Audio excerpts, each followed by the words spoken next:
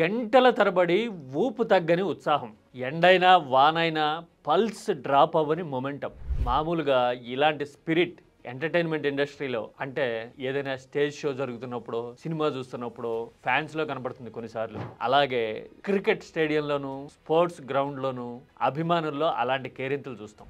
రాజకీయాల్లో ఇలాంటి సిచ్యువేషన్ కనపడే సందర్భాలు చాలా తక్కువగా ఉంటాయి. ఒకవేళ స్పోర్ట్స్, సినిమాని మించిన ఉత్సాహం రాజకీయాల విషయంలో, ఏదైనా ఈవెంట్ విషయంలో జనం వైపు నుంచి కనపడిందనుకోండి, ఖచ్చితంగా దాన్నే పొలిటికల్ వేవ్ అని తీరాలి. విశాఖపట్నం టు నర్సీపట్నం అలాంటి వేవ్ కనపడిందా? ప్రత్యేకంగా ఆ ఉత్సాహాన్ని, ఆ వేవ్ గురించి ఇప్పుడు రాష్ట్రం ఎందుకు మాట్లాడుతుంది, అనలైజ్ చేయాల్సిన పరిస్థితి ఉంది అన్నట్టుగా టాక్ ఎందుకు నడుస్తుంది? అనుకూలించే కాలంలో ఎవరైనా విజిల్ కొట్టచ్చు, చప్పట్లు కూడా కొట్టండి అని అడిగి కొట్టించుకునే వాళ్ళని కూడా మనం చూస్తూ ఉంటాం. అలా కాకుండా వాలంటరీగా రావడమే కాదు, గంటల తరబడి అలా ఎక్కడా పల్స్ డ్రాప్ అవని ఉత్సాహంతో క్యారీ ఫార్వర్డ్ కావడం అంటే ఒక 70 కిలోమీటర్లు, 80 కిలోమీటర్లు మామూలు విషయం కాదు కదా. ఇలాంటి పరిస్థితి ఎందుకు వచ్చింది? ఫలానా పార్టీ గురించి అని కాదు, అసలు పబ్లిక్ మూడ్ ఇలా ఎందుకు మారుతోంది అనేది ఒక నేరేటివ్ డిజైనర్గా మాట్లాడుతున్నా. మనం న్యూట్రల్ పర్స్పెక్టివ్లో చూడడానికి ట్రై చేద్దాం. రాష్ట్రంలో ఎలాంటి మూడ్ ఉంది ఇప్పుడు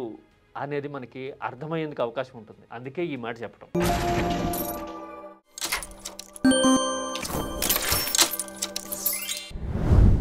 ఒక వెహికల్ ర్యాంప్ మీద 6-7 గంటల పాటు అలా నిలబడి ఉండటానికి ఎంత ఎనర్జీ కావాలి? 6-7 గంటల పాటు అదే ఉత్సాహాన్ని చూపిస్తూ ఇలా చేతులెత్తి దండం పెట్టడానికి ఎంత ఓపిక అవసరం? భుజాలు నవ్వులేస్తాయి కదా. ఇలాంటివి చాలామంది మాట్లాడుతున్నారు. విశాఖపట్నం టు నర్సీపట్నం జగన్ టూర్ చూసిన తర్వాత, జగన్ అంటే ఒక పార్టీకి అధ్యక్షుడు కాబట్టి ఆ పార్టీని, ఐడియాలజీని నడిపించాల్సిన బాధ్యత ఆయన భుజాల మీద ఉంది కాబట్టి గూడు లాగేసినా కానీ దండం పెడుతూ ఉన్నాడు అనుకుందాం కాసేపు. కానీ జనం ఎందుకు అలా వచ్చారు? ఆ ఉత్సాహం పల్స్ డ్రాప్ అవ్వకుండా అలాగే ఎందుకు నిలబడింది, కంటిన్యూ అయ్యింది?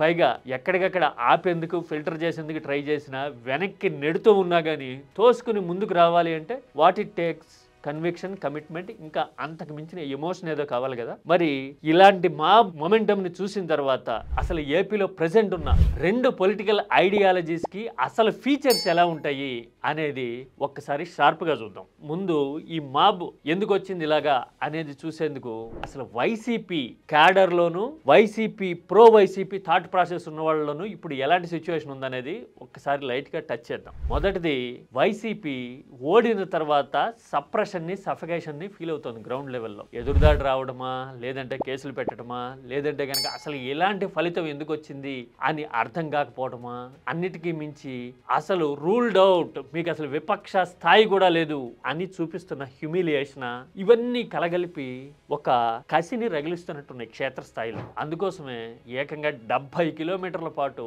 దారి పొడుగున రహదారి కాస్త జన రహదారిగా మారిపోయినట్టుగా సీన్ కనపడింది. ఇది మొదటి పాయింట్ అనుకుంటే కన్విక్షన్ ఉంది, కసి రగులుతోంది అనేది.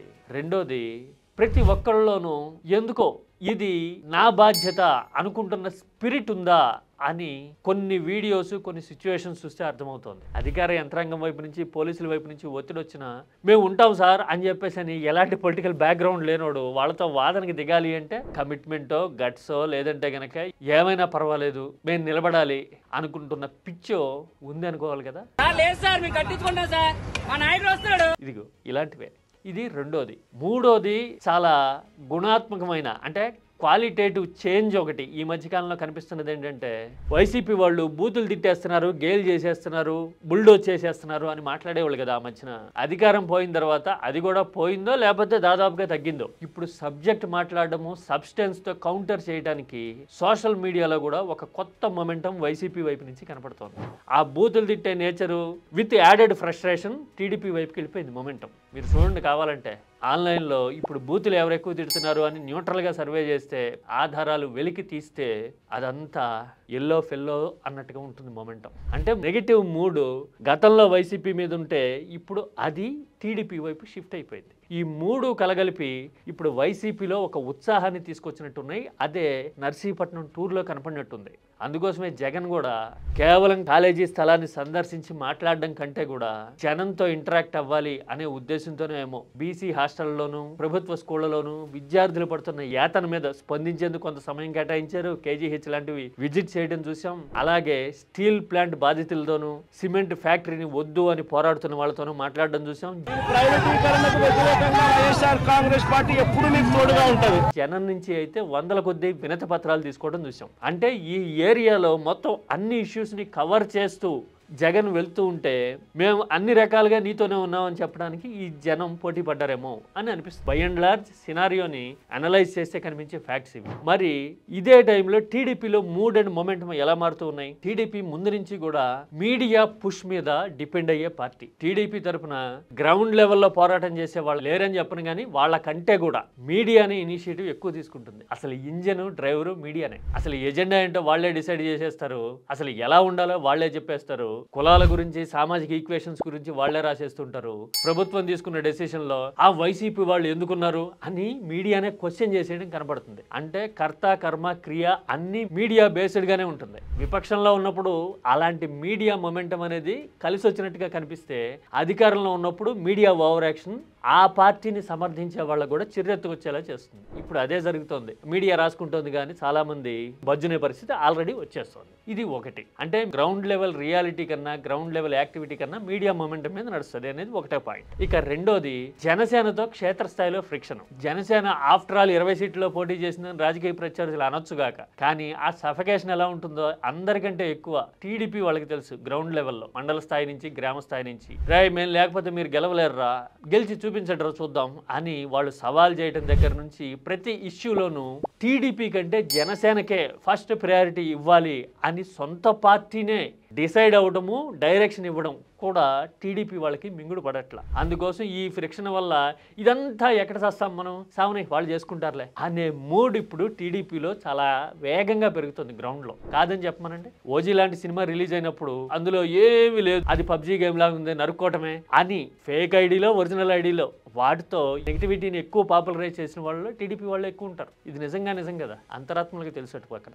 ఓకే, ఇక మూడోది, టీడీపీలో సహజ సిద్ధంగానే అధికారంలోకి వచ్చిన తర్వాత అసంతృప్తి పైప్ లైన్ పగిలి ఎగజమ్మినట్టుగా బయటకు వస్తుంది.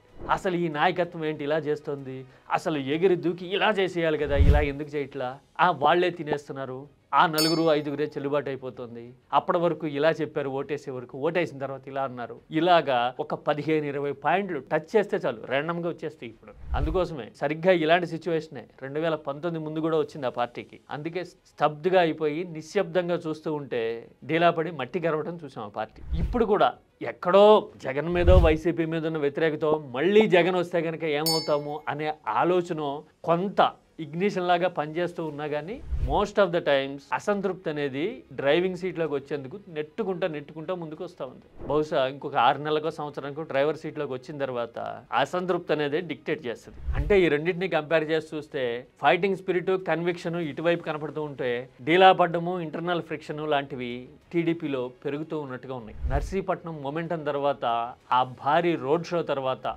టీడీపీ మీడియాలో వచ్చినంత ప్రతిఘటన టీడీపీ వైపు ఆలోచించే వాళ్ళు రాకపోవడానికి కారణం అదే. ఎందుకంటే అటువైపు మళ్ళీ పుంజుకుంటున్నారు, మీరేం చేస్తారో చేసుకోండి అన్నట్టుగా అటువైపు మూడ్ మారుతూ ఉంది. ఇది గ్రౌండ్ లెవెల్లో సినారియో. 2 రాజకీయ పక్షాలని నేరుగా సపోర్ట్ చేసే వాళ్ళలో ఉన్న ప్రెసెంట్ మూడ్. మరి ముందు ఇదే మూడ్ కంటిన్యూ అవుతుందా, ఇదే సిచ్యువేషన్ ఇంకా ఎస్కలేట్ అవుతుందా, లేదంటే గనక ఒక ఆల్టర్నేటివ్ థాట్ కానీ లేదా రాజకీయాలకు అతీతమైన ఆలోచనలు చేసే పరిస్థితి ఏమైనా ఉంటుందా? ఇలాంటివన్నీ we have to wait and watch. ఇంకా 3 ఏళ్ళు ఉంది కదా ముసళ్ళ పండక్కి, ఏమంటారు?